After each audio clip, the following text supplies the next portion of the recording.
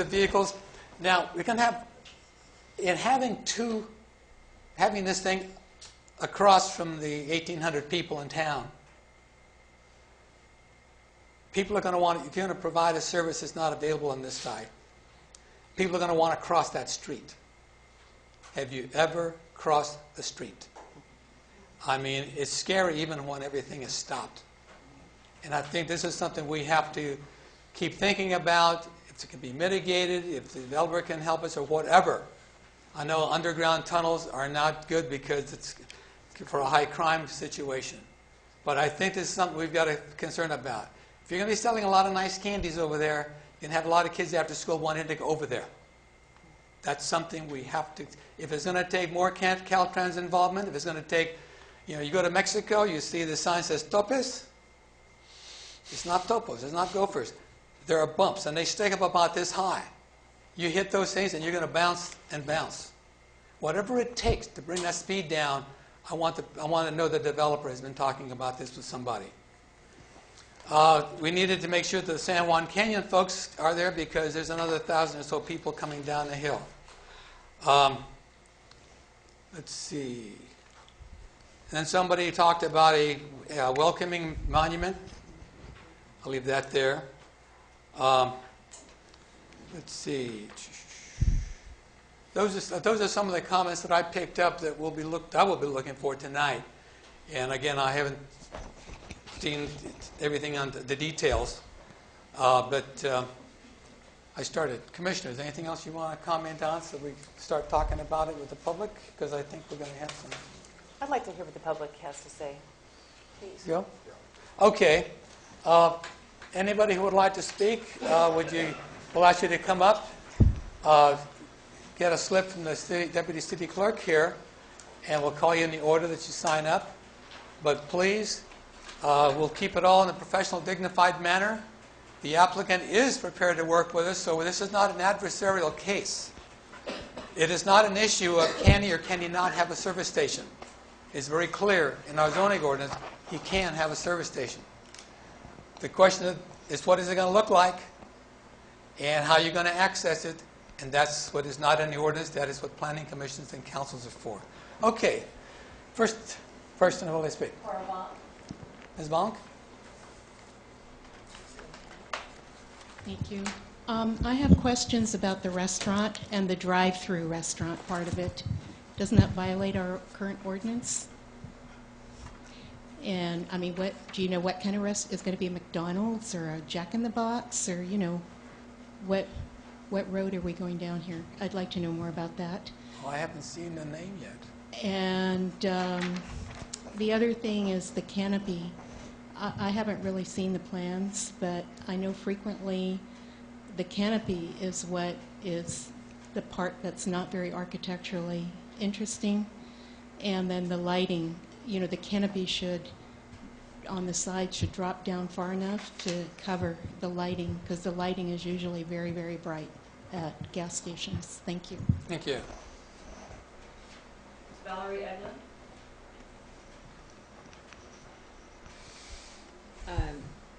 My initial response to this project is shock and awe that we start developing something at that corner that begins to look like I-5 when we're looking at 156 expansion already through the valley.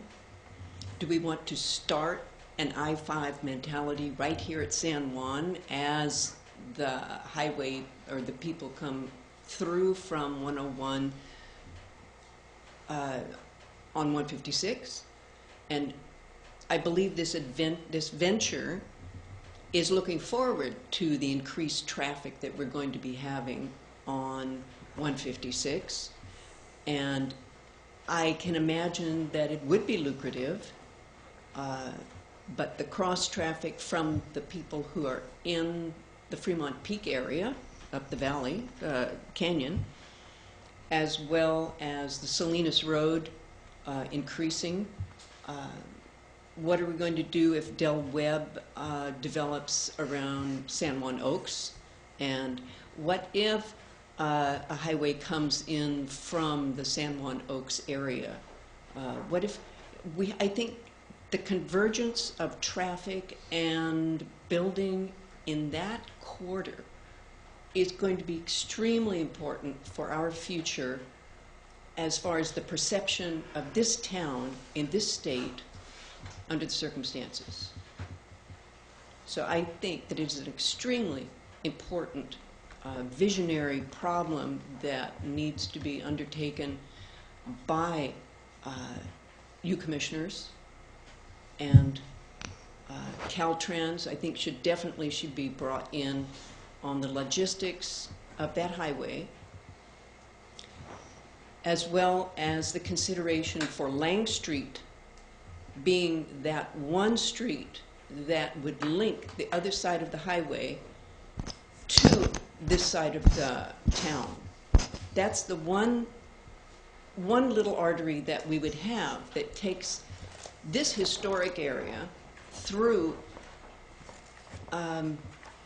without danger, where children could take bicycles around and head up to the peak or out to St. Francis, or that walkers, we need to consider the recreational facilities and how that might be impacted by having a huge commercial spot there with an I-5 look to it. Thank you. Yeah. I have no other speaker cards. Did anybody forget to sign up? And this is for or against. This is just comments on the project as you see them. Even questions, concerns. Okay. There being none, we'll note that. Commissioners.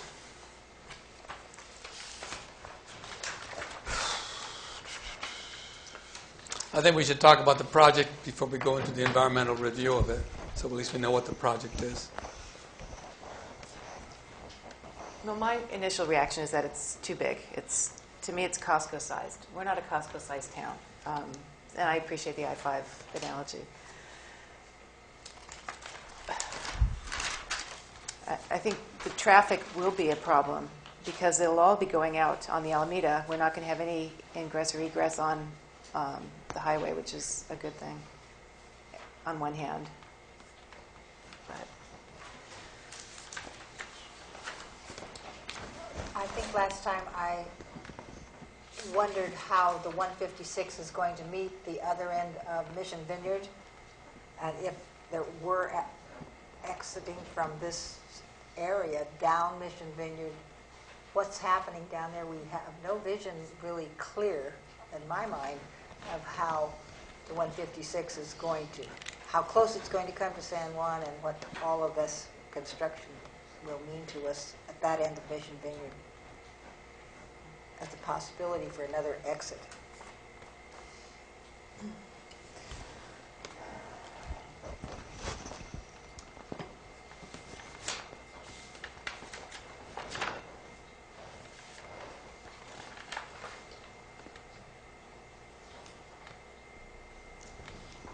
I haven't seen any. I saw the drawings for the building structures, the facility that's there. I don't see any drawings for the island. I think the last island we had it's going to be very similar. It's not going to be a typical island. It's going to be designed according to the architecture here. I think it was a little bit southwesterny at the last time, and they're going to make it with a little bit of more tile on it. It's my understanding that the height of the actual islands is regulated by huge trucks and things of that sort of standard architectural. Yeah, islands are really designed around RV campers coming in, you know. So the height is always distressing when you look at them ground level, but if you're driving a camper, Yeah. You're halfway there. well, would there be diesel fuel available as well? Would semis be coming and stopping, and would they be able to negotiate the? Yeah, both sides of that road have are restricted to 3-ton limits, and so there won't be any diesel trucks going there, but all fuel dispensers, they'll always accommodate diesel for automobiles. Okay. There at one time, just on the other side of this gas station, there used to be a Standard Oil gas station. On the other side of the road was a Rich Road gas station. You had Ideal Cement Company up the road that 125 to 200 people worked, and big truck come down that highway and it never caused a problem. Those days, Yeah, consider that. the 70s. I think with any development that may progress as we go into the future is going to cause traffic problems. And this is a good time to start talking about that and what we can do to mitigate those problems and resolve. We also need to understand that this area that's being developed is also a commercial area for light industry as well. And that will be a gateway to that portion of the town. So really a lot of thought needs to be put on this particular project. One thing that did concern me quite a bit was the distance between 156 and the first driveway. I'm familiar with another service station where I don't think there's 20 feet between the stop sign and when you have to make a quick turn, and I think it's dangerous. So the fact that it was set back and shared with the San Juan in there, I like the share. I think that was a good way to go, and the most earliest one was just a right only to get you back onto 156. That's what I meant in terms of you have a flow. By sharing a driveway, you're cutting down the number of curb cuts, and you're getting the maximum efficiency out of it. The other thing I was concerned about was the Alameda right now is kind of a beat-up road, but it serves a lot of people coming from Salinas, the park, and the trail, and San Juan, the monastery up there. Okay, is the Alameda wide enough? Should we be looking for a dedication strip for road widening at some time in the future? If we get it now, it's a condition of approval. If we wait later, we have to buy it. So I would like to make a full determination that the road is wide enough for all the future expansion with the number of cars that are anticipated in the whatever the transportation engineers come up with, that we can accommodate it. I don't want to see all of a sudden all these cars come in to a 2-lane road that already has people coming in, people coming off of 156 to get into it, and like to stop some problems before they start. Mr. Chairman, the county is within several feet beyond this project. Mm-hmm.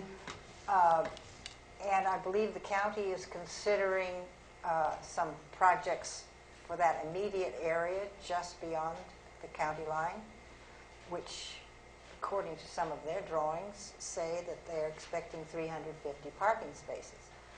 So There was a big project. Big project. Yeah. Right. If the county goes ahead with that project, it is immediately within a block of this area. The yoga center. Yeah, that's the kind of questions that the planners ask. Is this road going to be big enough? Not that it's going to be big enough for right now for a few cars coming through. We're talking 20 years on our general plans. And if everything grows out there like is being proposed, is this road going to be big enough at that time? Because you see now we've got some very narrow streets. We don't have adequate parking. We've got to solve those problems because these things have been, I guess when they laid out the street, people were on horses. Horses don't take up as much parking space. We don't actually have 2 lanes to go right there. We just sort of slip around behind each other and go on off. Coming out of the canyon. Matt and I went out, we measured it, and I have a plan drawn up where I think on the east side was 15 feet wide, a travel lane that could be exit to the going east or straight through, and then there is a left turn pocket 12 feet wide, standard, that could make the left-hand turn going west. And then on the west side, it leaves 19 feet of width that it would be heading south towards the Salinas Grade Road. Eh, As it progressed by the San Juan Inn, then it widens to 22 feet, because for some reason the curb kind of widens out and the road is a little bit wider down by the San Juan Inn, and so then it would be 15, 12, and 22. And when people are coming off of 156, taking a right-hand turn, trying to figure out how to get into the gas station, suddenly everything is happening right there. Not to mention that's in front of a National Historic house. Well, I think the congestion at that I think, corner yeah, becomes I no think bike that- lane. I think the left turn pocket lane drove everybody down to the common driveway there, so it got it further south towards the entrance to the end, and then they could make the left turn into that, and it would take it away from that historical house as well as Old Lang Street. We didn't want Old Lang Street to be interfered with. Is Gross Cup Lane still a consideration as a street, Yeah. which would be the second street next to Lang Street, although I don't know how people use it. Yeah, it's still there, but I don't know how people use it, and it looks like it's just an alleyway now. Okay. Well, thinking about, thinking back in the days of horse carriages and what have you, well, every time we go in there and make improvements and developments, we're getting away from our heritage too as well, so historical heritage. So if you're going to widen the streets, how is that going to enhance our historical character when it comes to streets and protecting our heritage at the same time? It's something else to think about, I think. So where do we go? What do we do? Is there enough room on that whole corner to widen the Alameda so that some of these problems can be thought about now? Well, if you widen in front of there, then as soon as you get to the San Juan Inn, then it has to go back to the other alignment. So now you're going to have a section's going to be widened, and then the San Juan Inn that narrows down. We've taken a look at that in terms of the layout of the left turn pocket, and we felt that keeping the 15-foot flow traffic going one direction, the left turn pocket 12-foot wide where it could access, and then on the west side the 19 to 22-foot lane could have parking as well as traffic flow. Have you seen the new plans, or do they have any plans out yet of the new highway? I haven't. What's doing this corner? Yeah, we've discussed it with Caltrans informally, but we haven't seen any plans yet. No. And then we have a new development in Salmon Oaks. Yeah, you can have that one. You got the Johnson property. It's going to put probably 32 houses in there if it ever goes through. It's up for sale right now. It's almost sold. Where's that? That comes off of Lane Street.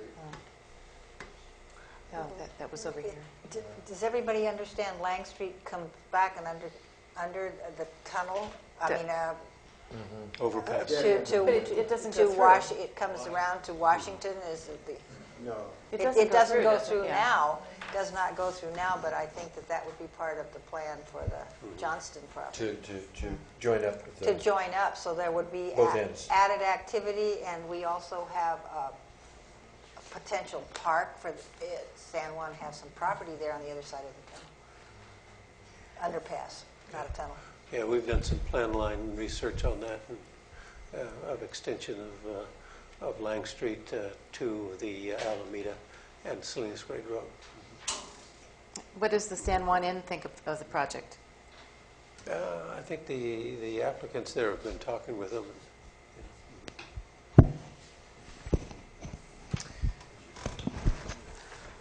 Okay, we are at, we should be doing something. Oh, we have an environmental analysis report here we need to go over also before any action can be considered. Okay, this project had to be reviewed under the California Environmental Quality Act, CEQA. And so an initial study was done and a mitigated negative declaration. Now, you don't have to have your project that it doesn't have any effects. You have to do your project so it has no significant effect on the environment. If a project might have,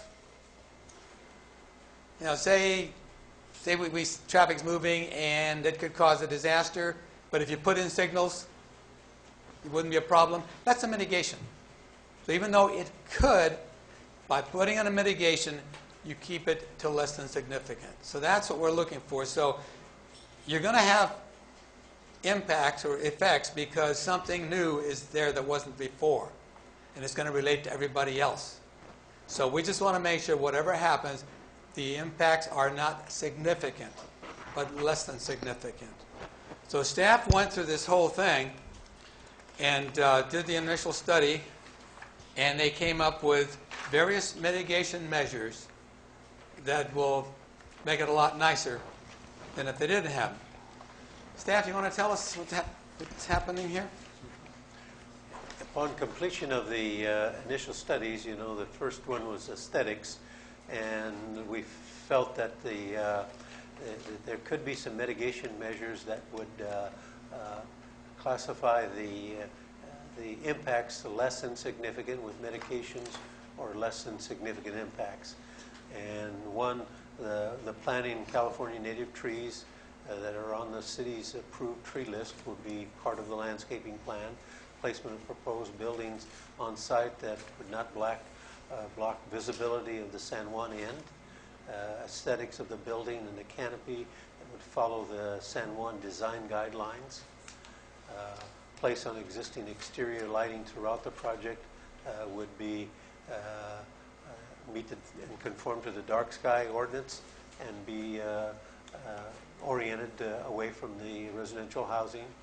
The mitigation designs that we've identified would be the exterior architecture would be compatible with the surrounding area to a style meeting the Planning Commission's approval. That the applicant would serve as many of the as many of the existing trees on the site and incorporate them into the final design of the landscaping plan, and that the applicant will submit a lighting plan that conforms to the dark sky regulations. That would satisfy that the aesthetics would be less than significant. Agricultural resources, there were no medications necessary because it's not an agricultural zone. And the air quality, it requires the applied water to be placed on, applied in all construction activities to keep the dust and air pollution down. Restrict hours of construction activities during high wind area. Require exhaust mufflers in all equipment. Require truck hauling soil and sand and loose materials to have canopies and freeboards in covered areas of all the loads. Require contractors to sweep and clean the streets. The mitigation measures would be is to submit the copy of the Monterey Air Pollution Control District's site control plan. The applicant submit to the city a solid waste disposal plan. The applicant restrict the hours of construction from 8 a.m. to 6 p.m. Monday through Saturdays. No construction on Sundays. And the applicant restrict all loud noise, vibratory equipment, and truck backup warning devices and gas-powered compaction tools to hours between 9 a.m. and 4 p.m. daily. Mitigation, so that would make the air quality less than significant. And biological, as we get into number 4, is the project would require planting and maintenance of new trees on the project. The project will prepare a landscaping and irrigation plan in all open space.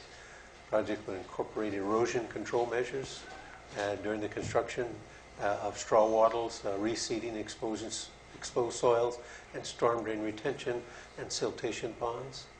Require the project to install filtered catch basins and filtered storm drain drop inlets in all drop drainage facilities. The applicant shall submit an erosion control plan and retention system to prevent discharge into the storm drain drainage system of the city of San Juan Bautista, and the applicant submit a hazardous material disposal and management plan. That would, again, the biological resources would make it less than significant. Cultural resources, and if you want, I can continue with these, or would you like just to ask make questions? one comment on that. On CR1, the second sentence, I believe that's the Amamutsun M-U-T-S-U-N, The Alamutsun, yeah, yeah. Indian tribe, yeah. Okay, yeah. And that's, again, the cultural resources where we had a archaeological reconnaissance firm go through and analyze it. And the mitigation measures is that if prehistoric or historical archaeological resources of human remains are unexpectedly discovered during construction, work shall be halted within 50 meters, or 160 feet more or less, of the finding until it can be evaluated by a qualified professional archaeologist. And if that finding is determined to be significant, appropriate mitigation measures will be formulated and implemented. Those are to satisfy the cultural resources are less than significant. Soils and geology. Comment. Go ahead. The last sentence. Ensure these structures and adequately supported. Should that be A-R-E? ARE, yeah. Okay. Yeah.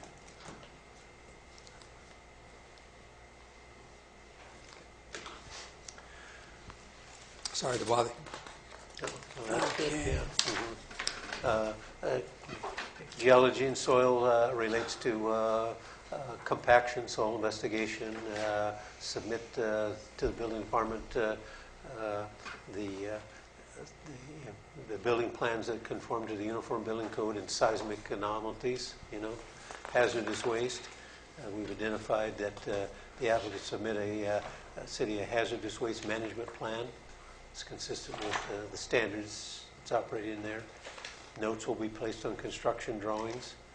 The developer will submit a spill prevention plan, and the city will monitor and provide site inspections and during the construction activities. Hydrological water. The project will be responsible to install storm drain and retention and holding facilities. The project developer will submit a stormwater prevention, a SWIP plan to the city prior to issuance of a building permit. And the project will install siltation devices on the inlets and storm drain catch basins. And he'll do a site drainage plan conforming to the best management provisions of the SWIP guidelines. Land use and planning. The project conforms to the building setbacks and regulations, height restrictions, and lot coverage. And the mitigation would conform to the setbacks, height restrictions, and lot coverage, San Juan Bautista Municipal Code, and the applicant will enter into an agreement to construct the buildings according to the approved site plan. The applicant shall submit and obtain a building permit for all structures on the property conforming to the building setbacks required by the City of San Juan. Mineral resources, there are no quarries on the site, so there's no mitigation there. Noise, again, it refers to construction sequence where plans and contract documents will restrict the hours of working from 8 to 6, 5 days a week, 6 days a week, Monday through Saturday. Require all equipment and vehicles to have noise suppression and devices on them. Require vibration equipment such as jackhammers and jumping jacks, compactors and vibratory and truck hauling wheel alarm devices and other noise attenuation devices to be operated within the hours restricted on mitigation number N1. And the applicant will restrict the construction hours, and the applicant will restrict the loud noise to vibrations. And those are the required mitigations. Population density. The applicant will repair and reconstruct all damaged and broken sidewalks conforming along the frontage, and install pavement striping along the frontage of the property for a left turn lane and exit approach for the approved plans. And the applicant will do on-site lighting conforming to dark sky regulations and standards, and all on-site lighting shall be shielded and directed away from the residential homes on the west side of the Alameda. Comment. On Pop 1, you say there's 35 parking spaces, but back on page 26, Tran 2, construct 33 parking stall lots. Typographical error, that'd be 33. 33 is the number? Yeah. Oh, okay. Does that include employees, I wonder? Does that include employees, do you think? Yes. Okay. Public service, the mitigations of less than significant fire protection. The applicant obtain a building permit, and the building will conform to the building codes and fire codes. On-light new fire hydrant will be installed on the frontage, and a sprinkler system will be required. They will pay impact fees to the fire department for public safety equipment.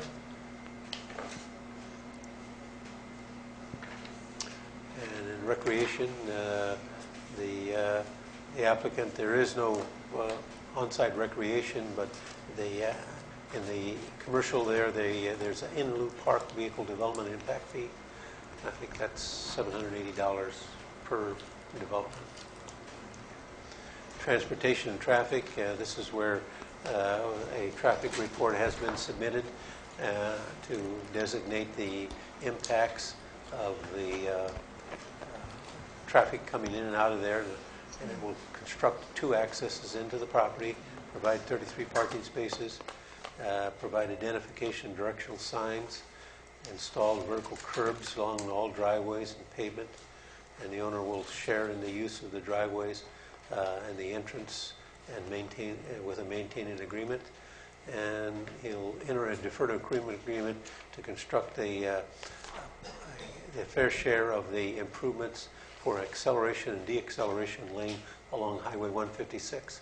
The reason we're deferring that is that we really don't know what the state is going to do at that intersection. So we're asking to defer that so that he'll pay his fair share to accommodate whatever the state's going to do on the widening along that section.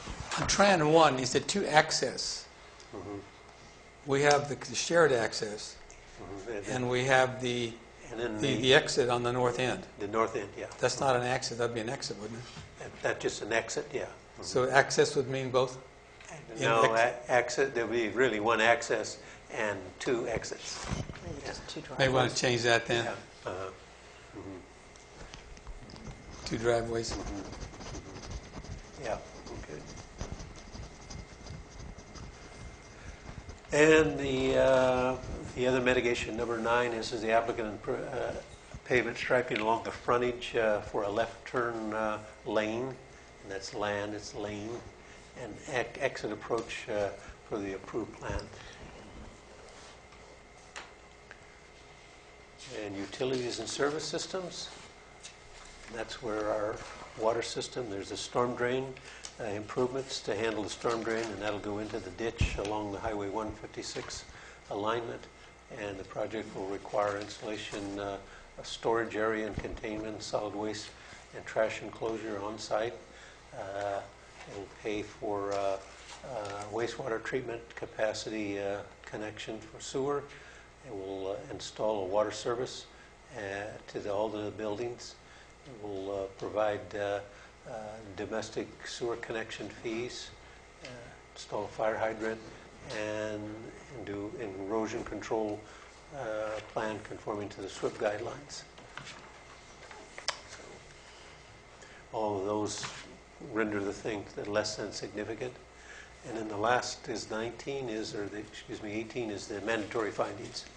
And the mandatory findings, the project is consistent with the zoning district to which the property is located. Project will require mitigation measures and conditions of approval. The project is consistent with the goals, objectives, and design guidelines for the city. And the project is consistent with the permitted use allowed in the zoning district or zoning ordinance, and will be properly related to the transportation facilities and other public facilities in the area, in the surrounding area. It will not cause an undue environmental impact related to the noise, odors, and pollution. That the project is necessary and desirable in relation to the purpose and intent of the San Juan General Plan and the economic stability and well-being of the city, and that the use does not adversely affect the health, safety, and welfare of the persons working or living in the vicinity, or be materially detrimental to the public safety and welfare of the city and its residents, and the project will not adversely affect the character of the historical resources of the designated historic district, and that the project will be compatible with the appearance of the existing improvements on the site, and that the net New work will be compatible with the massing, sizing, scaling, and architectural features to protect the historical integrity of the site and its environment. Well, you're getting a drink of water. I want to thank you, Mr. Renslake. I think the importance of what he just said here is that you worry about staff doing their job, the commission doing their jobs. We have gone through every one of these comments, these mitigations.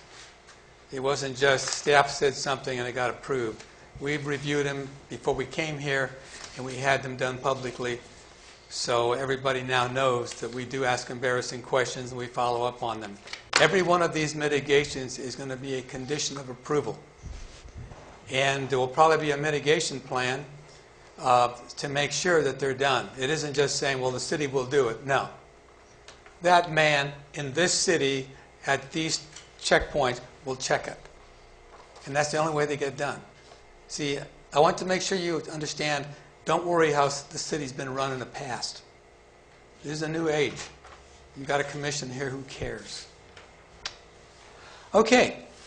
What do we got, commissioners? Will this have purple valve irrigation? No. No, because it's not city. Even though the purple valve extends all the way up to the intersection of the Alameda with San Juan Hollister Road and the Salinas Grade Road, and it caps there. And so it's available there, but it will not have a reclaimed water outlet on it. Okay. Are you prepared to take action on this? Oh, wait a minute. Does anybody in the public have any comments about what they just heard? You have the right to speak. Yes, ma'am. I was wondering, does that side of the highway, does the sewage all go to the ponds behind the cemetery? Yes. They do. Now, if all that side is developed, will there be more ponds put by the cemetery, or would new ponds be developed in the industrial district or area that's being considered in the future? Because a rest stop is a rest stop. I mean, those bathrooms are going to be flushing. And the restaurant is going to require a lot of water. And so will the little store. So I think that may be a little intimidating to think about for those little ponds.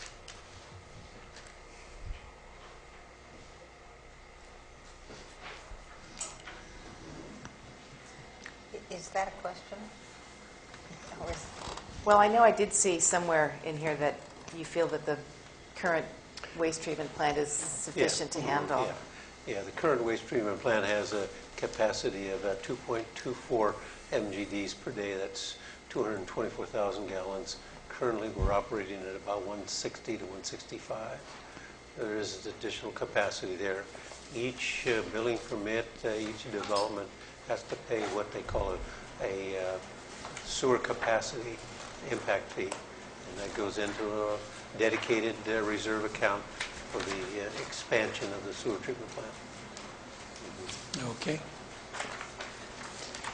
So, do you want to take action? Do you want to continue? Do you want to Well, think about I it? want to stop a minute. Page 2 Of the staff report? of the Environmental from the beginning, impact? the staff report. Staff report, okay. And I mentioned this before, the 12 fuel dispensing stations. And then on page 1 of the environmental checklist, the proposed development includes a 6-pump fueling station. So 6 pumps, but 12 fueling stations.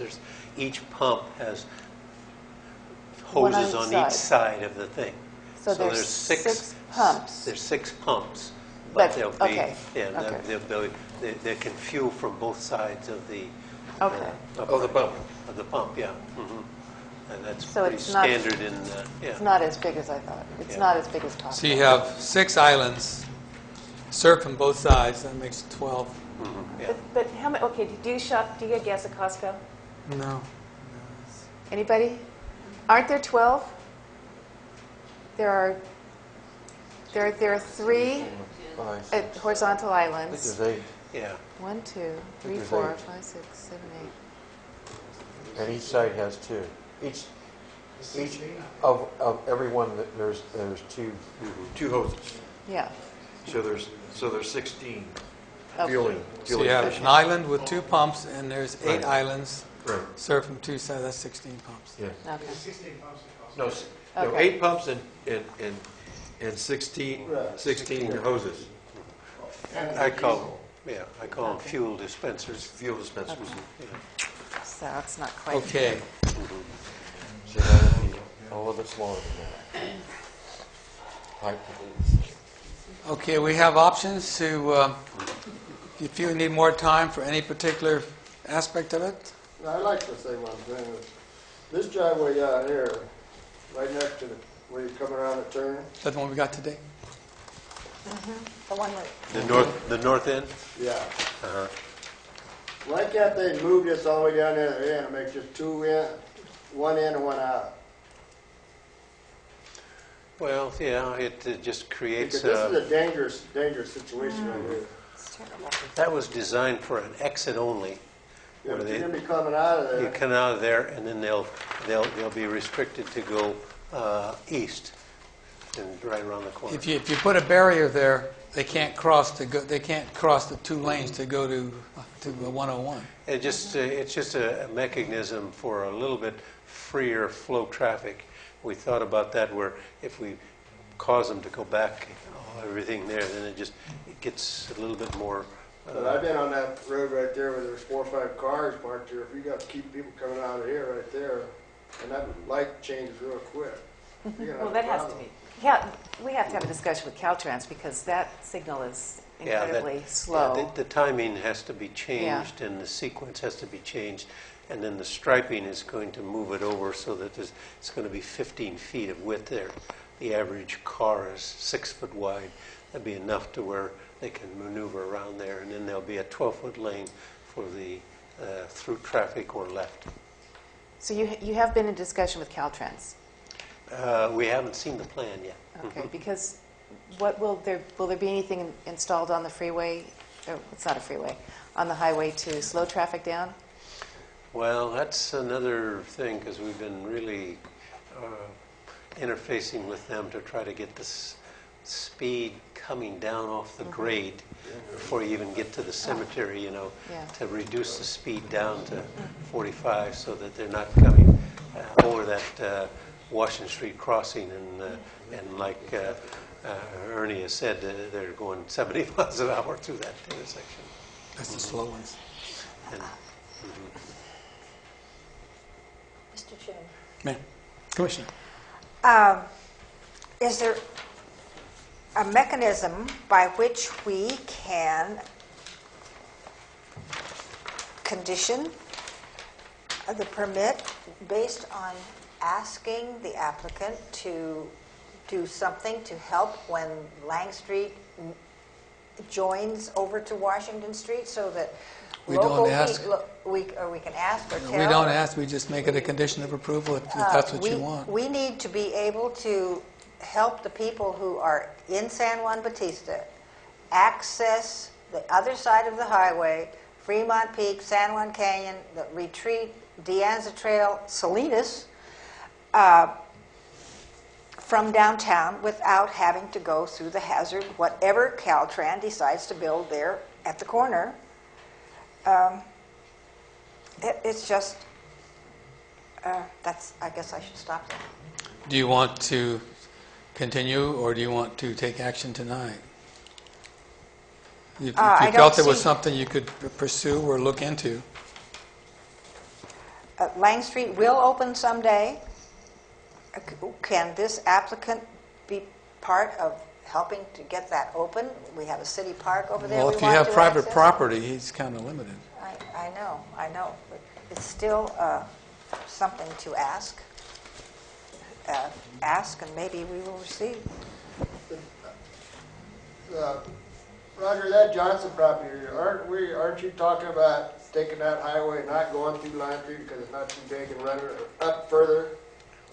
Yeah. And then come around the other side of The plan line that we've been talking about is to run it further to the south and then go up through the Nyland property, Right. which is owned by the Isha people, and then bring it around onto right at the intersection of the Salinas Grade Road and the Alameda, right at that intersection there, Because right Lime opposite Street- the old Richfield station. That Yeah. Right, Lime Street, you couldn't make it wider anyway because where the properties are, that would have to just dead Exactly. end road right there. Yeah, the old Lang Street section is so narrow, and you couldn't widen that to accommodate 2 lanes of traffic. So when we get to helping that area develop, are we going to ask them to do it all by themselves?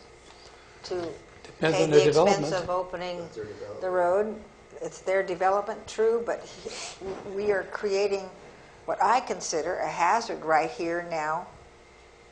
Maybe the applicant could help with that problem in the If the future. Lang Street people developed a property, access is going to be part of the program, and that will be just a cost of development For them. for them. Only. Well, that's their property. If they want to develop, they cannot put the burden on the public. And if a road's going to solve a lot of problems, they'll put it in. That's if they want their development. We don't have any bike lane width available, do we, on the current? And south of that intersection there, as we begin the old Richfield station and you're going south, then the road is very narrow and bike pedestrian is very limited there, and it won't take place until the Autoboni property develops. Because people go up to the peak all the time on bicycles. Yeah. That's the beginning of the Deanza Trail. Yeah. Horses. Well, Yeah. the concept of having a gas station in San Juan is very important for us to have. However, it is frightening traffic problems that we ought to be able to foresee. I've been coming across that space there for about 50 some odd years, and never without looking more than once. It's very frightening. Yeah, and I think somebody alluded earlier, that there was a specific plan that's developed, and that heads all the way down to the old cement, but there was, and it shows as a specific plan, but there was no details to how that was to develop and how the sewer and water was going to be up there and how the road's widening and all that has been lacking is in specificity of how that specific plan should be developed up there, both commercial, industrial, as well as residential. The entire county of San Benito looks to Fremont Peak and the National Deanza Trail as tourist-oriented destinations. That's just an aside comment. Those places are calling for people who are not familiar with the area to find them. And we want to do everything we can to make it safe for people to come to our county and enjoy the national and state parks. Has a traffic engineer been consulted yet? No. Yeah. They've submitted their recommendations. We have another. I'd like to address or continue what Georgiana Gallard has mentioned. Would you speak into the mic? Yes, I have been attending a lot of the Parks and Recreation Committee or Commission meetings, and been involved with People Power and the Pacific Trail and California's endeavor to make our coast a tourist attraction. We've got in AAA magazines and San Francisco magazines, there's a huge emphasis on making our coastal environment a tourist attraction. We've got Fremont Peak, we've got the Deanza Trail, and we've got the Pinnacles. And our area through here is going to be a huge plus for us if we can make our city attractive to coordinate with Monterey and Santa Cruz, and even on the bike trail systems to Santa Clara.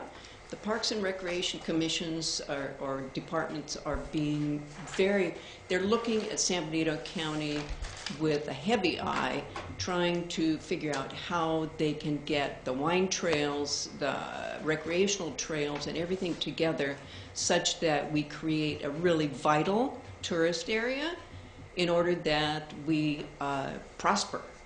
So I think we really need to look at those trails. If we could go out the back here in some way. Commissioners, what do you want to do? Are you, if you're not ready to do it tonight, I don't think we're ready to do it tonight. okay, then we'll take a motion on that. If you're ready, otherwise, we'll take a motion on that. I'd like to continue this to the next meeting, but could we have a meeting in between? We can do that. When would you like it? Like To discuss what? to discuss Good point. what's holding us up. How can we fine tune this so that when we come back next month, we can have Take more final concrete ideas and The site plan deals with a particular piece of property, and getting in and out of it is my concern. I don't. And we haven't even addressed the fast food, which will be even more, I mean, some people may come just to go to the fast food. Yes, and That'll be they'll even more traffic. probably be strangers. So we could have a off meeting just to discuss the Traffic. the project Yeah. in its entirety. It'd be a public meeting, so hopefully the developer's representatives would be there, members of the public could be there, and then we could have the final action at the next meeting. And then our next meeting is February the 4th. And So the 2 weeks. City Council is the 21st. Today is the 7th, and there's the 14th, 21st. Could we meet like on the fourth Thursday? We had been meeting to discuss Second the and sign. fourth, yeah. We could meet on the 23rd in the morning.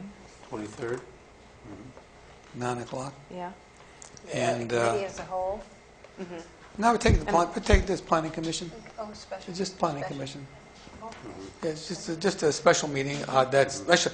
The meeting is special in as much as it is not a regularly scheduled meeting. If it's not on a regularly scheduled date, it's called a special meeting. And the public would be, of course, welcome, and very welcome. It will be noticed in accordance with the Brown Act, so you'll know that it's coming up. But please get on the mailing list to receive the notices. If there's anything coming out, we'd make sure you got it. Oops, sorry. If you know people who live on the other side of the highway, encourage them to come or to email. They can send us emails. So we're going to talk about the project itself. It consists of a convenience store, restaurant, gas service station, and we can talk about the egress, ingress, adequate roads, safety, and we've got the basis. A lot of the information we've got from the environmental review. So if you come up with anything new, bring it to that meeting. Okay. Okay, then if that's... so we'll continue this public hearing to the regular meeting. In the meantime, we will have a full-fledged discussion with no final action on... What's the fourth? Thursday, January 23rd. January 23rd at 9 a.m. here in the council chambers.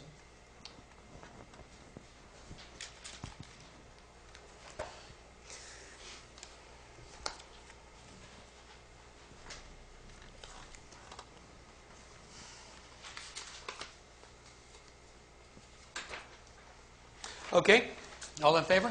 Aye. Opposed? Unanimous. Next item on the agenda here. Discussion items. We have Harvey's Lockup, 27 Monterey Street.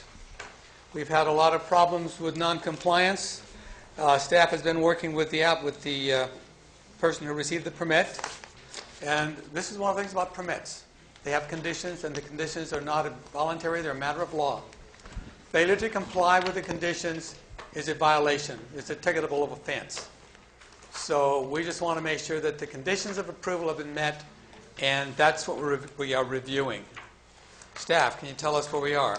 Yeah, I think Matt pulled together the thing we met with Steve Adair, the applicant, the owner, and we went through this checklist here, and then we'll start on the top. The findings are the findings that were made by the, let's see, this was the, Yeah. that there, yeah. Yeah. Okay. You didn't get Got one it.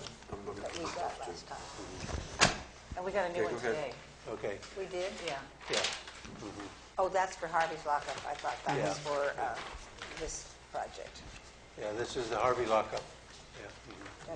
Does the public get things that we get today? Okay. And the first 3 and 5, the first 8 items are findings that were made by the Planning Commission, you know? And the Planning Commission approved this back in 2009, and the findings are consistent, and they've approved those and made the findings. So the first 8 of those things, first 3 and then the 5 are there. It's the conditions of approval that we go down. And the rollback door had been rehabilitated and made operational, and that is complete. Oh, those are your initials. RG. Yeah, Okay. yeah. Review the second church roll-up door, and and he's completed that, and an existing corrugated metal exterior, and he's rehabilitated the roll-down door, and he's made all of those doors on the Church Street side operational. Okay. Number 4, the new pedestrian door on the 3rd Monterey Street side at 2 facing open space there, and then that's been complied with, and he's installed that man door on the 3rd Street side. Okay. For security purposes, a hook light will be installed elsewhere on the exterior buildings, such as 1 light each above the pedestrian door and the rollback door. 8 additional hook lights will be installed based on this approach. And we went around and he's installed those. He has. Okay. The one that I had a little problems with is the next 6A, B, C, D, E, and F. And the condition says that these fixtures shall not exceed 2,000 luminums, 100 watts, 30 watts, 30 watts, 25, 18 watts. And my response to that is that since this approval, the incandescent bulbs have been terminated. The new CFF bulbs are in there, and then they're bringing new energy standards, so he has to comply with the new energy standards. So 6A through E are really not applicable because he has to conform to those new standards. New ones. If he replaces them, or they have to automatically be replaced? Well, you can't even buy the incandescent Yeah, anymore. yeah, I tried. Yeah. Wow. Okay. Moving down to 7, the existing outdoor storage area that has been accessed to Church Street has been made available for parking of large trucks. There's a gate there, used for storage and business customers, and we went in the back over there, and he showed me where that opens up, and then they can take large trucks in the back off of the Church Street side. The color of the building, he's painted it gray. Now there's a consistency down below, and we'll get into that and everything. And he's complied with a gray color. The color of the sign shall be rust and red iron. And he's painted that, but it's been faded, so he's got to go back and repaint it. The sign there is kind of faded out, and it doesn't look reddish anymore. So he'll come back, and then he'll repaint that. 10 and 11, the applicant shall maintain the signs in good condition at all times.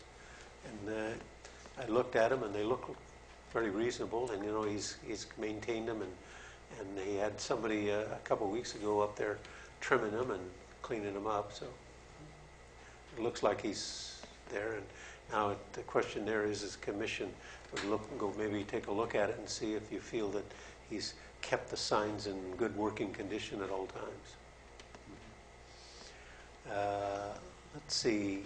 All signs approved by the city by this chapter shall be required, the applicant will be required to obtain public liability insurance in such form and amount that may be required by the city manager to protect the city as its officers. Now that there's a lot of signs on the building that are surface mounted. They don't extend over the public right of way. Only the signs that are applicable for public liability would be the ones that extend over the right of way. Like that canopy on Monterey. Yeah, yeah, right. So, and that goes back to a condition further where he's going to provide us, the city, with a copy of his insurance and liability insurance for those signs on the canopy and the awning, you know. Let's see here. Co-insurance, copy of the insurance, and that's where in number 12, you know, he's getting me a copy of the insurance for those 2 awnings that are going to go over there, so that, and I looked up there and we stood there and there's some steel bracing and diagonals there, and it looked like it was fairly secure, and he's checked the bolts on that and stuff like that. So, but again, his policy, his insurance policy is going to cover the liability on that. 13, this is ongoing. The sign shall be removed within 30 days of cessation of the business and everything. And he's agreeable to that, but it's going to be ongoing until he pulls the pin, and he'll remove it, you know. The 14 is, I just need a little clarification. Wood surfaces on the exterior of the building on Monterey side shall be remain and shall be painted brown.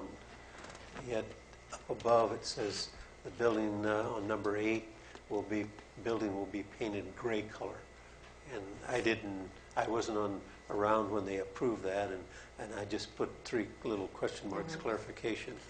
It was wood, and I think the intent was that it remain wood looking. Yeah, and we were over there and we scratched the paint off, you know, and we couldn't find any brown underneath it. And there was some yellow under there, there was some white, and then there was gray, you know, but I couldn't find any brown. But did you find the wood? And I think Steve, I found the wood, yeah. You did find the wood. Steve is in the audience here if he would like to comment on that. Huh. Yeah. But, as far as I know, you just painted over the original color, which was all gray. I don't remember any brown. And now, There's definitely wood, but you can take your fingernail and go down, and you know you can see the gray color there, and then beyond that there's other colors. do you remember, Richard? No, no. Yeah. I remember it used to be gray, now it's blue. It might have been the window frames. I don't remember now either. I just remembered that we wanted to keep the distinction between the wood and the metal. It was always a monotone, I think it should be except for the trim. They got the permission to paint it as, that's the color it should be. Whatever you have down in your conditional approval, that's the color it should be. So we'll look for that area there, and then he can paint that brown. Then, you know, okay. I'll mark that. Yeah, okay. No, we're talking about the wood surface of exterior. I just don't think it was ever brown. Well, why would we have said? I don't know. To make it look like wood. But if it, I know it looks like wood, but that building's never been painted brown. See, as I recall, people would rush in there and paint things, but maybe even the owner didn't know what was going on. That would be a mistake. Just to clean it up. Okay. 15, the existing sliding door surface to remain as is. He's flat panel with intermittent ridge, and that's ongoing. He's maintained that. We went over there and looked at it, and it's got the ridges in there, and he's continuing to use the sliding door, you know, on the Monterey Street side. Yeah.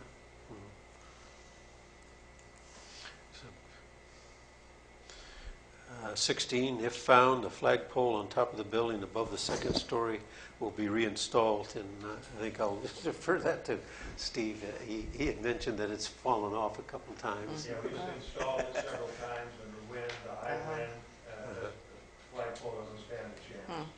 Mhm. Was it the original flagpole? Or, No, no. it was another flagpole that we bought and installed, tried to secure it, and then we even installed the light up there. And but the winds are atrocious at times, and it just didn't endure the season.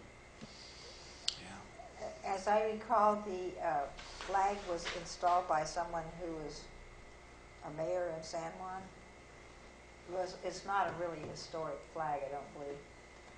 It was. Kurt Laricu or someone installed that. He came in.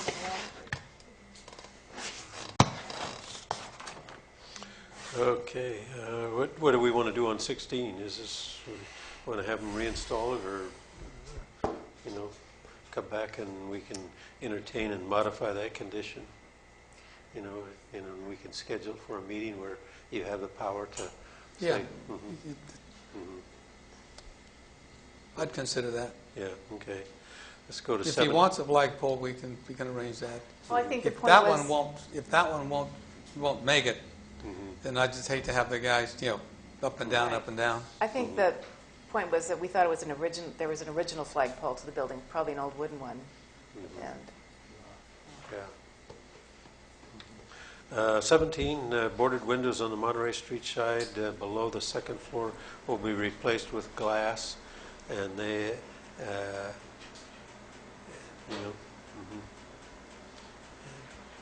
and I think I said ongoing, the boarded window, he was going to have the wood taken off there and then have curtains put on there because there's plywood on the inside.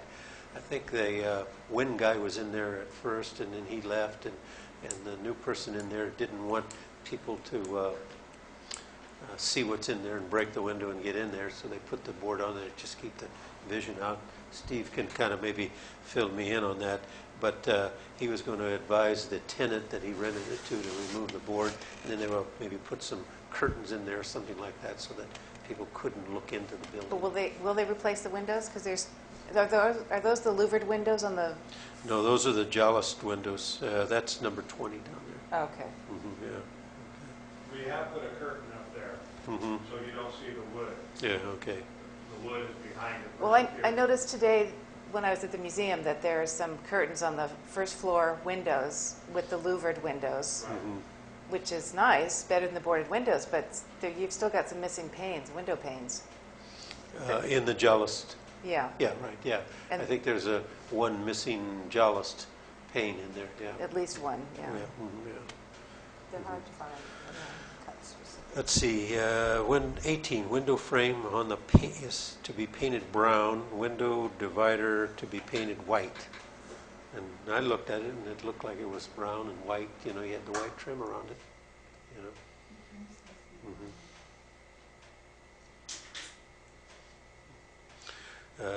Geraniums are to be planted every 6 feet around the building and irrigated with an automatic sprinklers. And maybe Steve can kind of clue me on there. There are some some plants along on Monterey Street, and then of course he's planted the stuff on the 3rd Street side. I think I was the one who thought geraniums ought to be I still think it. They should be the plant that San Juan enjoys having for kind of like a brand. Not many people agree with me, including Public Works. But I don't know why are we negotiating that now? If this was determined to be, if these were Is that- conditions of approval at the time, it's a done deal apparently, isn't it? Yeah, we can't change that without, We can't change that. we'd have to have a whole meeting on that, public hearing. Okay. I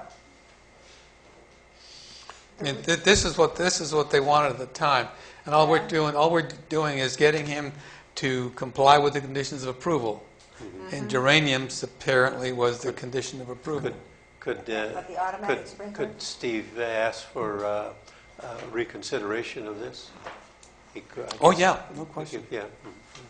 Because I think That would all be my it. geraniums got Yeah. killed. Yeah. All our geraniums died. Yeah, see, that's, Yeah. some flowers, I mean, as much as you like the flowers, they do, the frost, you know, if we get some heavy frosts here or for cold, And we actually pulled them all out across the street, so. Yeah. you might need to put in some agaves or something like that, something from the high desert Yeah. to know how to take the heat and the So cold. that could be renegotiated, you say? These Yeah. problems that Okay. we You could make an probably application. created by not thinking them through before? But he could make an application and to consider. And now the 20, they replace the aluminum jalis windows and other aluminum frame windows on the Monterey seat side with multiple pane wood windows. And I had clarified by the plan, you know, did you want the jalousies out or just I think- repaired so that they I were think functional? the thinking at the time was that it wasn't consistent with any time period of the building. It just didn't fit in. It was odd to have one Yeah. window of that type and then the other windows were different. Yeah, that's true, yeah. I don't know who put them in, you know, if they, you know, They've been there been probably there for for a long, years, long yeah. time. Is that something we could discuss with him, such as the geraniums? Yeah. Yeah, all you got to do is ask. All he has to do is ask. Yeah, it's just, you submit modification. But at least this way, it's either what was approved or what is negotiated. Okay. You know, like I said, if everything, if you have flowers and everything dies, it's not in the city's interest either. We'd have to see the dead flowers, but if, you know, you put something else that would live, we'd want that too. Okay, understand. Okay, 21 hours of operation would be Monday through Thursday, 7 to there. I think he's complying with that, and I signed it off as, you know, he's.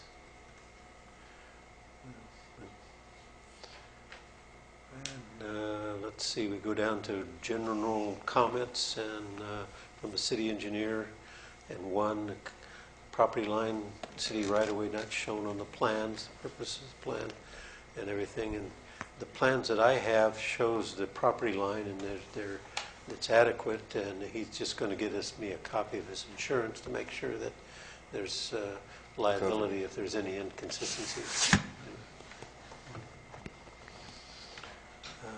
Item 2 on there, phasing the improvements could be possible by phasing, but improvements need to be provided suitable walks, driveways, and ADA requirements to any activity access point.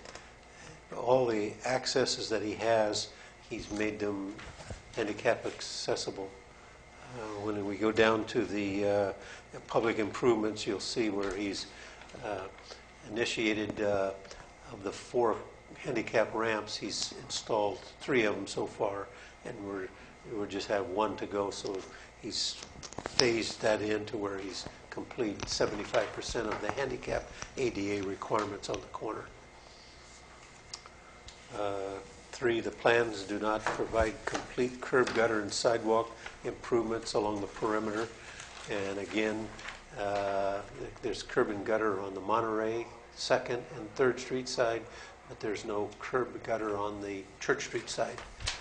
The Church Street side presents us a problem because there are multiple driveways. We counted, I think 6 of them altogether. And so we were going to have 6 things. And so I've been looking at possibly maybe making it a rolled curb or something like that, so that it would, you know, because 6 driveways in a distance of about 220 feet is going to be up and down, up and down, up and down.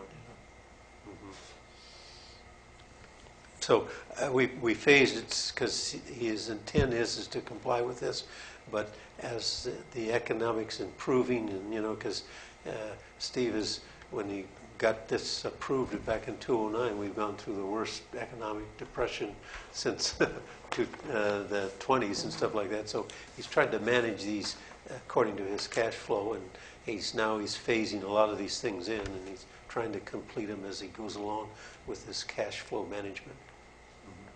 So the phasing of the improvements will be done based on his cash flow, and he's going to continue with a sidewalk on the 2nd Street side, and then he'll wrap that around, and then he'll start working on completing the 3rd Street as well as the Church Street.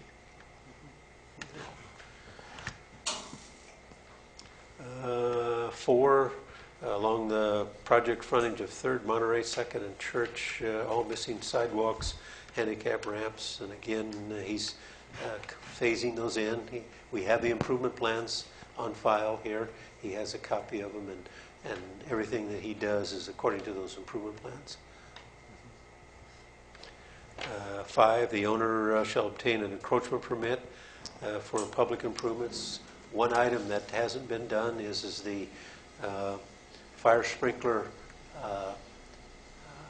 lateral that comes from the main into the building, and he's now talking with, I think, Mr. Nicholson, because he's done the one across the street, and if they get that in on the 3rd Street side, the contractor generally will come in and then get the encroachment permit before they begin work in the public right-of-way.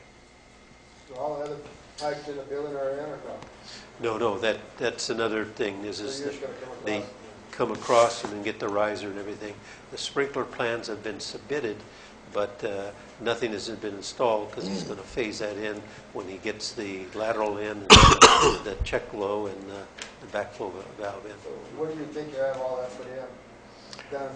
Well, again, I'll defer that to Steve. It's a question of managing his resources and getting it there. And I think he wants to get the lateral in and then maybe do part of it and then part of it and part of it so that it's completed, in the whole building. Yeah. And Steve can comment to that. Yeah. We have the Would you come to the podium, please, sir? fire sprinkler cost is absorbent, $120,000 out of our pocket. And we have it staged in 4 stages. 1, to bring the water in, which is what we're doing presently with the contractor across the street. So that could be done at the time of this building. So probably within the month, we can bring water to our property.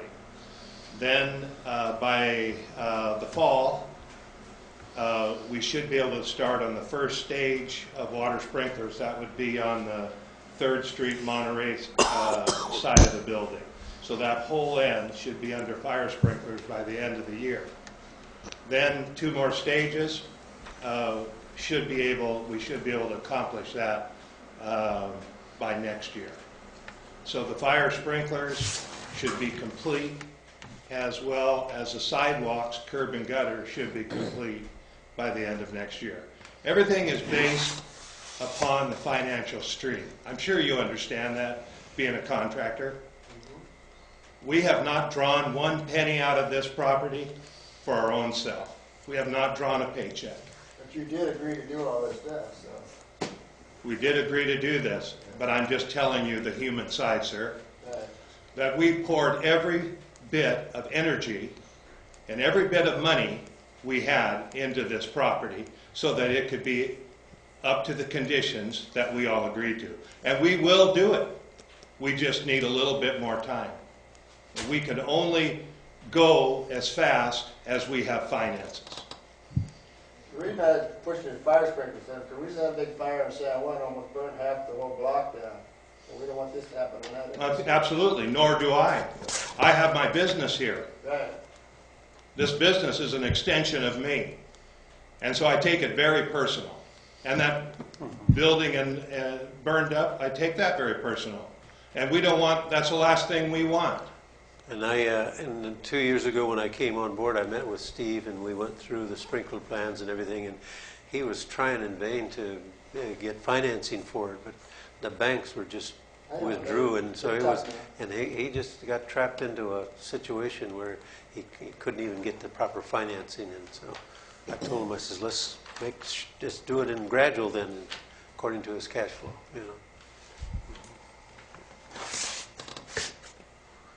Okay. Okay, let's see. Let's move right along there. Then 6, the owner-developer shall provide the required utility services to the lot, and he's got the water, sewer, and everything is is into the site, so that's complete. The owner and developer shall obtain the necessary permits, including not limited encroachment permit. San Juan will all work in the right-of-way, and when that the fire lateral gets put in, that encroachment permit will be issued to the contractor. So that's ongoing. The 8, the developer shall obtain the necessary right-of-way for easements of the property. And I looked at it, and all of his facilities are inside his property, so he doesn't need any easements or right-of-way easements for the project. And I think that it's complied with because he doesn't have to do it. You know, there's all of the easements that are. There's no easements, but all of the right-of-way is public road, both 2nd Street, 3rd Street, Monterey, and Church Street. 9, and that's the sprinklers, all public and private utility pavement and drainage and installed and tested in operational standard to occupy the building. And so when he finishes the sprinklers, we will do the inspection to make sure that it's tested and properly backfilled according to the encroachment permit that we issued. 10, the owner shall submit improvement drawings prepared by registered civil engineer, subject to the review of us, and he has performed that. And we have the improvement plans, and he has copies that are stamped, approved, where he has to complete that. And again, that's going to be phased in according to his financial portfolio. And in the fire department, this is an ongoing inspection. The applicant shall make the building available for inspections, and he's always been open with us to go through the building and inspect it. He's been very cooperative. And 2, the building will require fire sprinkler systems, and this is ongoing, and he's made that commitment to where if he gets the sewer lateral in there, then he can start the various phasing to complete that. The 2nd floor habitat space will be required to have a firewall. When I inspected it, I showed him that he'd have to put the 5/8 Type X gyp board up there to make it a 1-hour separation, and he knows that, and that'll be installed shortly. And 2 underground storage tanks be removed, and he's complied with that, and he's removed those. And then passed and adopted by the Planning Commission. That's been complete. And then the priorities for working proceed as follows: and update the plans and new codes, which he has. Submit the sprinkler plans to us, and he has, and we have it on file. He's going to complete the 1-hour envelope between the garage and the storage, and so that's going to be done shortly. The sprinkler systems will be phased in, as he's indicated. The construction of the handicap, he has done 3 out of the 4, and so the last one would be the corner of 3rd and Church Street. Okay. And then develop a schedule for completing, and I think that Steve has indicated a reasonable schedule where he'll make the thing there, and some of those items that he thought maybe on the first page that we could maybe reconsider, I'll get together with him, and maybe he'll file another application, and we go back and look at the geraniums and look at the flagpole and stuff like that, so that we can correct it. Okay? Mm-hmm. I don't want you to think that this is a personal issue. The Planning Commission has a charge, and our charge is to issue permits and to follow up on them. There was a lot of issues on this one we didn't know. And like I said at the beginning, had this been reported back to the Commission as a body, it wouldn't have gone this far. But not knowing, not hearing, I had no way of knowing what was happening. So as chairman, all we could do was say, fine, we'll put this permit up for revocation and solve all our problems. But it clearly shows that you're in it for the duration. The fact that you are a local person, a local businessman, that's the kind of people we want here. But still, we have a charge, we have responsibility under state law and our charge from the council to carry out our function. And I just want you to know that though it may not have looked good on your side, it was not a personal issue, but a permit that was outstanding.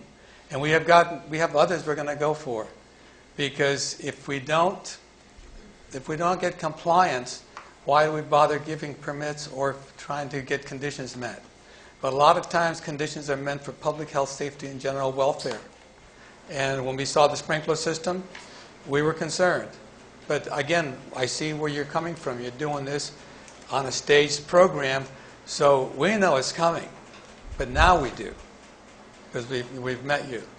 So I'm not looking for maybe just staff, maybe a quarterly report if you have something you want to tell us. But I'm not looking now for the monthly concern, because I think you've laid it out for us. Hey, Commission. I'm glad to see the progress that's been made, and appreciate Mr. and Mrs. Adair being here to share that with us. And then just to let you know is that this is like a monitoring plan, that that Matt and I have created for Steve, and we're doing it for the brewery. And each time when you do conditions of approval that you're there, we do the same thing. We'll have a monitoring plan where we will track it. I like that, yeah. Like I said, quarterly is fine on this one. Mm-hmm. Yeah. Very good. Okay, next item. San Juan Oaks Del Webb project update. I'll let Matt, he's been interfacing with it, and he's corresponded with it. Mm-hmm. Somebody has to know all these things. Mm-hmm. Good evening, Planning Commission. Just wanted to let you know that Roger and I have reviewed the specific plan, and we do have a copy here in the office. One of the things, due to the scale of the project, Roger and I have kind of taken interest in it, and want to make sure that a project of that scale is looked at and it directly affects San Juan Bautista. And so we've been able to give our comments accordingly, and in this packet you can find a conceptual land use plan, which is on the next page, which gives you an idea of what the scale is. We just want to bring this forward to you so you have an idea that this project is going on, and that a copy of the specific plan is available at the front desk. Is it online? I don't think it's online as of yet. But yeah, anytime you want to stop by and look at it, we have it here, and you can come in at the conference table and take a look at it and see. It's very comprehensive, and it's got a lot of features of this plan, and it's thought out, but there's certainly going to be some impacts on some of the roads. Is Hollister picking this up? Yeah. Are they going to annex, or is this going to be just out in the... This is going to be in the county. In the county. Mm-hmm. And it's primarily, the emphasis is this is a Del Webb project, and they cater to 62 plus years old, and it's going to be designed around that time frame where the density, we looked at it and from their financial report, and most densities in planning we look at 3.5 to 3.6 persons per household, and this one here it's 1.8, 1.9, so it's Okay. So you get a chance to go see that book at the office. When's the due date for the comments? I think the comments... I think the due date's already actually have passed. Yeah. It was a short time frame. We got the report a little bit before the holiday season, and by the time we had some eyes on it, holidays had gone past, and so it's gone pretty quickly. But we were able to get talk about planning, huh? Yeah. No, but I think that was just on the specific plan, but there'll be other hearings that are come down on the whole process. Yeah. So I wouldn't hesitate to adequate public participation. Okay. Next one, brewery building project. Just a kind of an oral report on the brewery. We haven't issued the building permit. We've approved the lot line adjustment, and all of the documents have to be recorded. We sent it to both the applicants. One of them has been returned with all the signatures and notaries The other property owner hasn't returned it. We called him, and that'll be shortly. We'll record that and get all those agreements in order. And then the final improvement plans or the building plans have not been brought back to us. They submitted to us, and we did a plan check, and we made some comments on it and redlined it and sent it back. We haven't got that back, and then the building permit can be issued. But there's some documents that have to be signed and assurances for the completion of the stuff, and so we're going through all of the, crossing the T's and dotting the I's to make sure that everything is in order so that it's complete. Okay. General plan update. Mr. Chairman, members of the commission, just wanted to give you an update on where our general plan's at. Currently, the background reports are out, and they're available online for review. You can go to the SJB General Plan Weebly website and see those reports. I've sent out several emails and messages to get eyes on those reports. The feedback on those reports will be due to our office by January 27th. And any interested parties can go on there and submit your feedback to me at the City Hall. Upcoming, we have the second plan van, which is going to be asking some similar information that we were asking at the past second community meeting that we've had. And that plan van is tentatively scheduled for the 25th of this month, and that is the same day that there's the Mission 10 run and race. We're looking to see if it's possible to have the plan van be here during the week, to be at the post office, since we heard from a few people to try to reach those going in and out of the post office and the local folks. So we're checking on that. In addition to reaching out to local folks, the flyers that Roger's passing around, both in English and Spanish, are advertising our next community meeting, as well as for those that cannot attend, there's the questions that they can return with their water bill. So that's going to be going out to every single person that has a water bill in the community. So they're going to be getting that notice. It's taken a good amount of effort on the city's part to get those folded up, and they're going to be packaged in with this week's water bills, and that'll give the opportunity to get the word out there that we're having these public community events, and that input is definitely needed, and that if they can't make it, they can send in with their water bill their comments.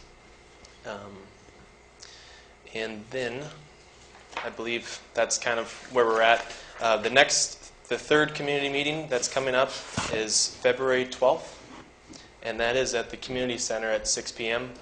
And there we'll be collecting more information from the public to see what direction we're going with the general plan.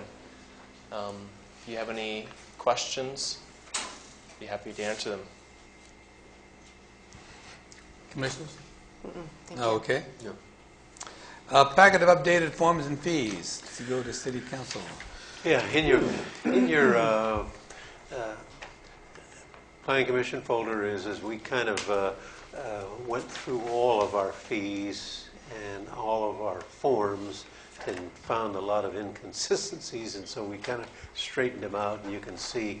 And when we got in there, we didn't find that there was an annexation application, which was there, and that we didn't find a pre-zoning, and we didn't find an urban growth boundary amendment form. So we created these and stuff like that, and we added it to all of the other fees there, and so we're in pretty good shape like that. And if you're interested in it, any one of them, you can come in, and then we have the booklet where we can show you copies of it and how we've done it. And our fees now are consistent throughout the whole system. There was some fees that were inappropriately put on, and Matt and I will be taking that to the City Council to straighten that out by resolution so that they're all consistent. Okay.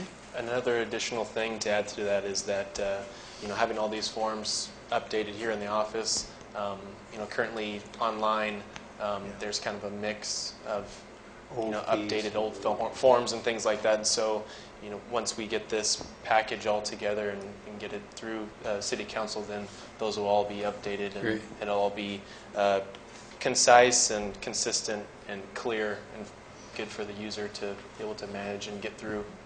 Good. Saves a lot of time. Well, were you there? And that's part of our program is that even like in the annexation, we have the new forms and everything, but we put a packet together. So if somebody wants to come in and says, hey, I want to annex, the whole sequence is there, what they have to do, Oh, nice. boom, boom, step by step, everything in every form and everything. And we want to try to do that on like a urban growth or a pre-zoning, so that it flows and then they know exactly the procedures that has to be done. That saves a lot of time to the applicant. Yeah. That's worth it. Okay, housing element. Mr. Chairman, You.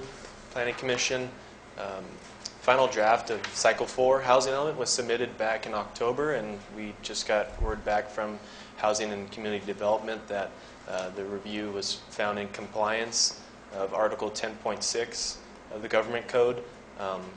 So with that said, we'll get our Cycle 4 housing element approved by the city now that it's been kind of in compliance from HCD.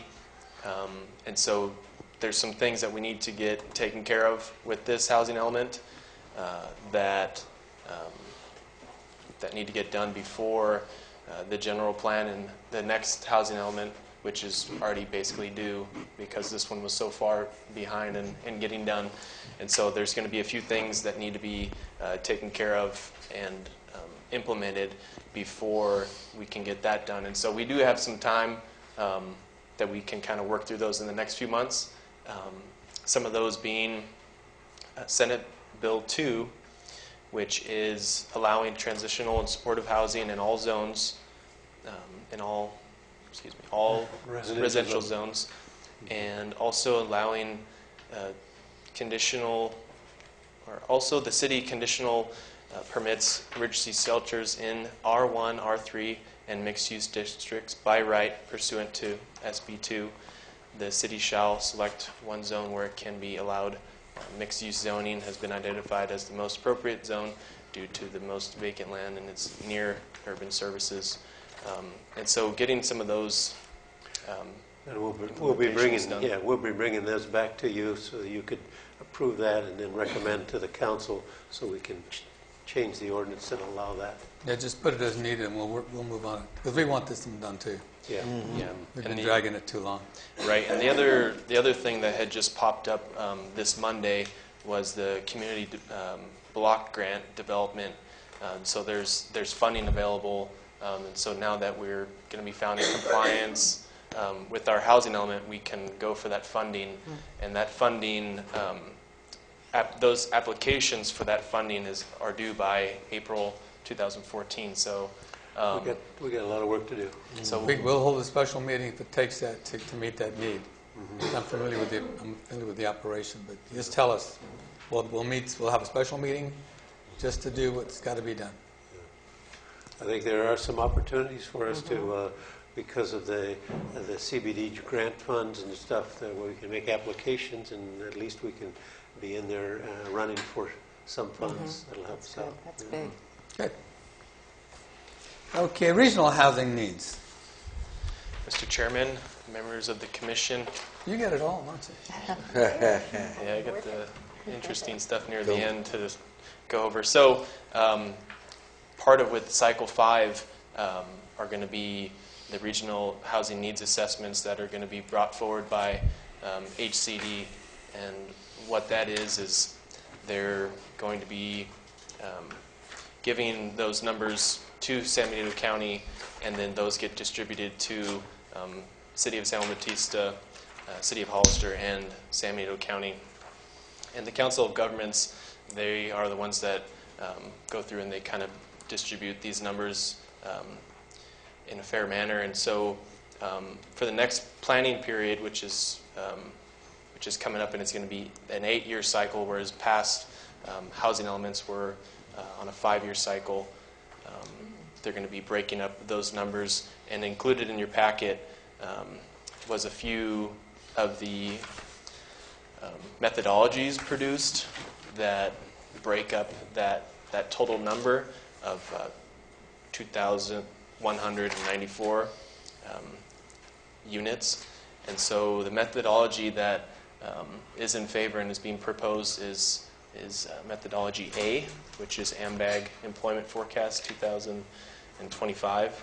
And so you can see there, San Juan Bautista, the RENA distribution number would be 41, which is actually one of the lowest out of all the methodologies presented. And so we just wanted to bring this forward just so you have an idea of what's going on, since they're currently working on choosing, the COG is currently working on selecting a methodology, and that's the one that they've come up with. And with our general plan update and cycle 5, those selected numbers would be incorporated into that document, that element.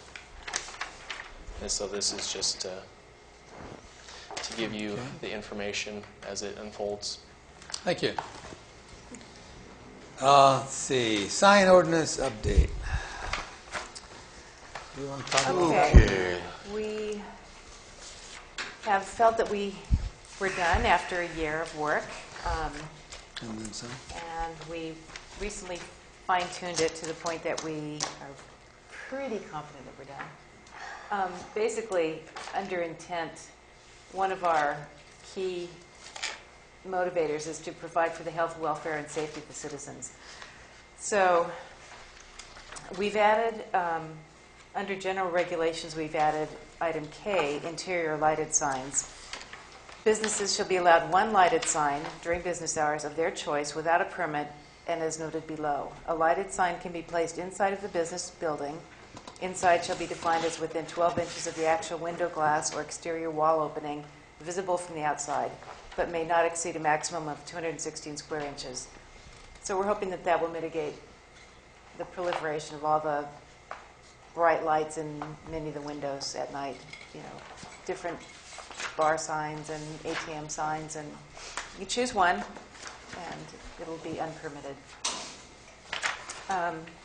The other... 10. Page 10. Yeah.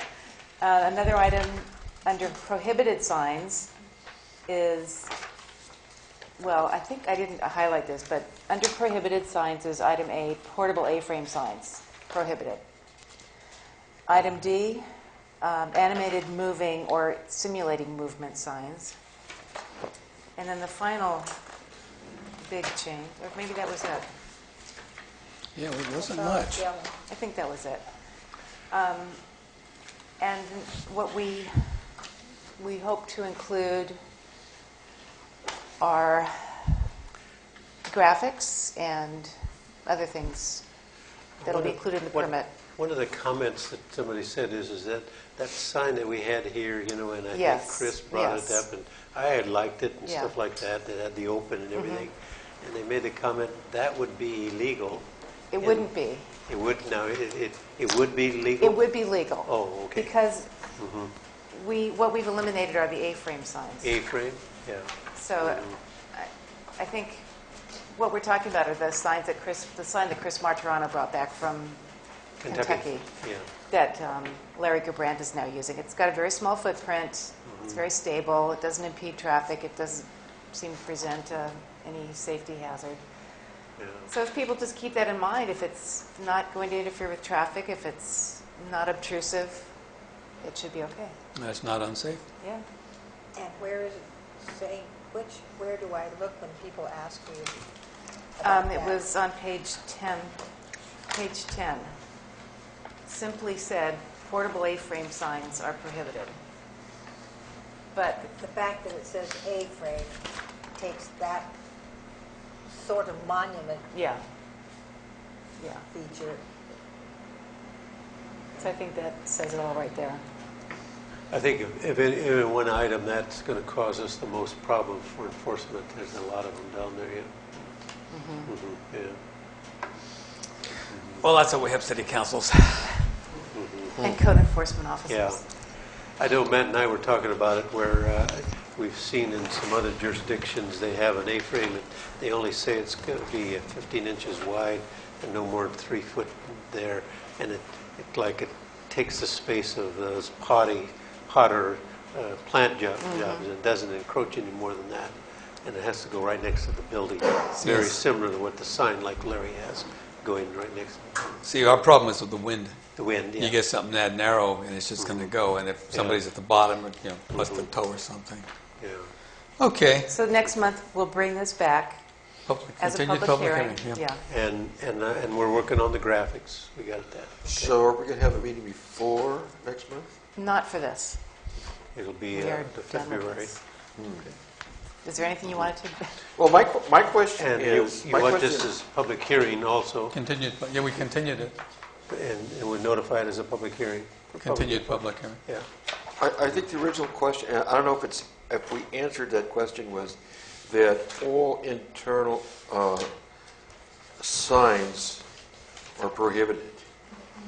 What page are you on? That's, this is on page 10. Okay. And I kept hearing the question, the concern that was being raised up was internal signs that are inside the business itself. Anything that We only go to 12 inches. Larry was always saying, Mr. Gerbrandt was always saying that, the way we have it written, that means all internal signs are prohibited. But since that But was Lighted never, signs are I think prohibited. because we have item K now Where on page has that 3. changed? Page 3, item K. Page 3, I understand what you put on page 3. see, it was never intended, his interpretation was never intended to be that way. So we don't go beyond the 12 inches. That's beyond our So jurisdiction. what goes beyond 12 inches, that's Fair. that Your requires... Coke machine was So never, that- ever intended. We're talking about signs Signs. that are on the building that can be seen from within, that pertains to the business as a sign on the exterior. So whatever happens beyond the 12 inches interior, in the interior side, Okay. It's, we were never concerned about comes those. under the First Amendment and all that good stuff. And other issues he brought up about lighting are not relevant here. They're dealt with under the lighting ordinance. Now, let me get this straight, it's because Matt and I have to enforce it. If there's a light that's right behind the window, but it's more than 12 inches, Pull the plug, it's okay. If it's more than 12 inches, Yeah. then it's not our business. distance behind the Glass. pane, Yeah. glass pane. Beyond 12 inches. Yeah. See, I mean, it's an arbitrary number. It's an arbitrary number. But yeah. the message is, we're not trying to tell you got to turn your Coke machine off when the code enforcement officer comes by. Yeah. It was never intended to do that. But a light that's right next to the pane, you're allowed one. Yeah, you can have an open sign, you can have an ATM, you could have Bud, but you can't have all three. Yeah. 216 square inches. Yeah. Sure. See, that's If it's not internally lit, it just say Answer the it's a painted I'm sign thinking. up there. Can it be internally lit? the answer you're trying to give me is yes. Yeah. But does that specifically state that Yeah. in the code? Interior lighted signs. An internally lighted Yeah. sign, It like says, a interior. LED or Yeah. I wish I had my comments with me. Maybe I do. I don't know. It says interior lighted I sign. don't think I have it. Anyway, that's why It should I'm say questioning lighted whether we're going to interior bring this signs. for approval next month, whether we've really answered that question, and I think it's still... Well, you want to put that on the meeting, the Well- second item? Larry seemed okay. We're with going to it. have a meeting on the 27th. Yeah, you can have Can we two throw items. that in there? Who are? Not we. Planning Commission. No, the Planning Commission. 24th. 24th. I mean, 24th. 23rd. 23rd. 23rd. That's good. It's 27th. That meeting. 23rd. Aren't those words reversed? Lighted interior sign? Interior, does it? If I could offer some help with that, Sure. I do a lot of commercial real estate and retailers. That can actually be interpreted two different ways. There's light boxes framed, the light in the fixture, that lights up a sign from the back, from the interior of it. And you'll see them in a lot of retailers. And then your original idea that it's a lighted sign in the interior of the building. So you might need to have two different phrases in that. Yeah. If you want to control both of those. Yeah. If we prohibited all signs, we I wouldn't think- have an issue here. For the sake of enforcement, yes. Yeah. All right, well, we could talk about it on the 23rd. Okay, we'll have two items. I've said, I don't know, maybe you can get a copy of my note. I did, and I wrote back Oh, to you. okay. All right. Well, we'll go over it again. Thank you. You're welcome. That was my question. Good? But you're not resolved. You No. don't feel resolved. Okay. No, I would have to say nay. Okay. The last item for discussion is the status update on the vacant parcel at 415 7th Street. And yeah, and that came to my attention, and we're well aware of what's happening up there, and so I just kind of briefly gave you a staff report, and I gave you a copy of the letter that I sent to him back in October, which shows the conditions of approval and what he's legitimately has the right to, and what we found is that the design review only had a 1-year window, and it's now null and void. And so, for him to proceed with the building of this things, he's got to come back with another application for design review. Now, he went and got a certificate of compliance for 4 lots, and What was the variance for, Roger? Huh? What was the variance for? The variance is that after he got the certificate of compliance of 4 lots, then he did a lot line adjustment to adjust those lots, and they were all 4,000 square feet. And the variance is that they don't meet the standard. What's the zoning require? 7,000 for an R1. And they gave a variance? That's a special favor. Yeah. See, like I said, that's how they did business in the past. That was an illegal act. That was a special favor. And the state law is real clear on the conditions for issuing a variance. And 3,000 feet 4 times is illegal as far as I'm concerned. And generally variances are reserved for setbacks, height restrictions. Hardship and to the stuff like property. that. Yeah, and it's a right that's bestowed upon adjacent owners or an unusual circumstances and stuff like that, or a hardship. But very rarely is it used to justify lot sizes. I'll give you a good example. We did one down the coast. 100-foot setback in the scenic highway area.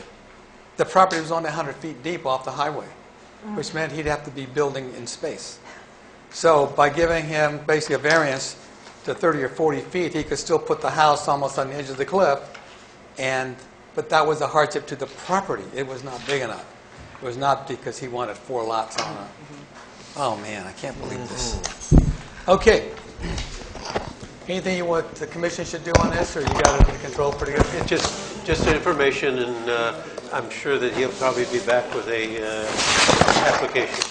But Get blood on isn't it. there something in here about paying all the fees? Oh yeah, that's automatic. That they've been paid, so that therefore he can be speaking with you? He hasn't paid any fees. Oh, he hasn't? Okay. Previous fees? Previously, he's still complete, outstanding balance of I think what 8,000 was it, or Oh, 12, you didn't want me to bring that up. $10,000 or $12,000. Okay. Other places I've seen a use permit is issued, and if it's not exercised within a year, it expires unless it's renewed. And that's just to keep stuff. Do we have any provision like that? Well, in our zoning ordinance for design reviews, they No, but I terminate- mean for use permits and variances Yes. and other permitted The permits. design review is they're only good for a period of 12 months, and I don't think on use permits it doesn't say that. I think we should consider that, Yeah. commissioners. Because otherwise you could have a use permit and, times changes, conditions change, laws change, and you're still going back to something you issued 10 years ago. Okay, that was the last one. Future agenda items, anybody want to talk about something? I'm remembering that Preservation Month is in May, and it looks like we're hurrying on toward then, so I think we need to put it under somewhere Yeah. by March on the agenda, Okay. just for discussion, for nominations, for thinking.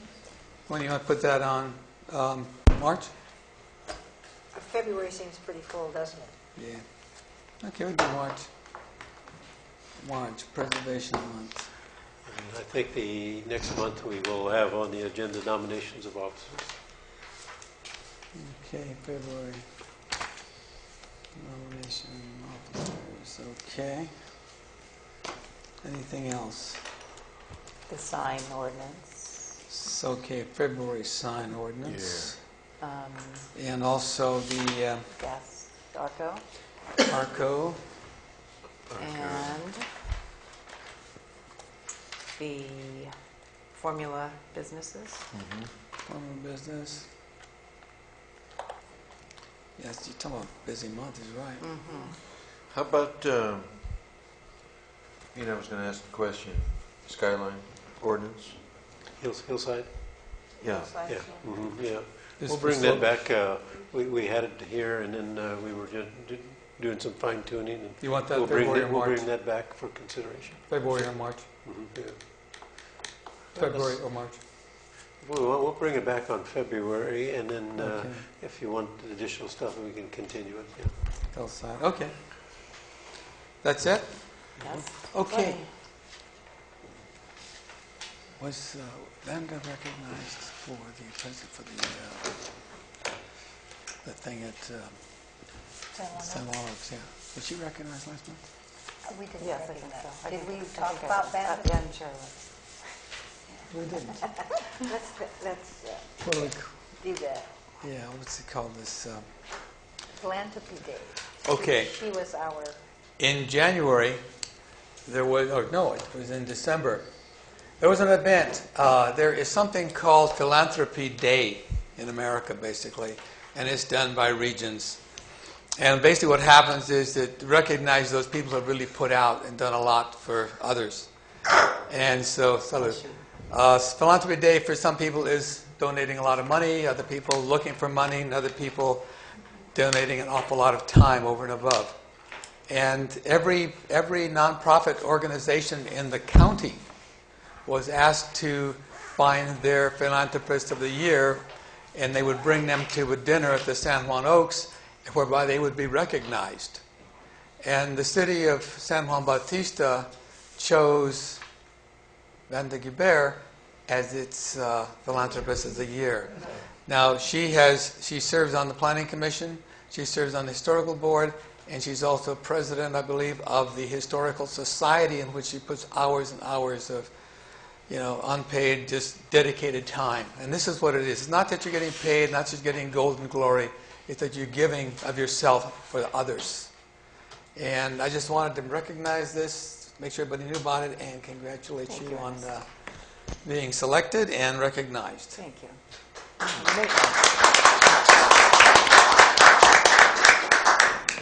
Thank you very much. No good deed goes unturned here. Okay, staff? Oh, the commissioners have any other comments? Okay, staff, do you have any comments, city manager? No one to get out. Okay, move for adjournment. I move that we adjourn this meeting. Okay, second? Favor? Aye. Opposed? Unanimous, 9:25. Thank you all for coming. Yes. Thank you. Made a good, And interesting thank you, meeting. commissioners.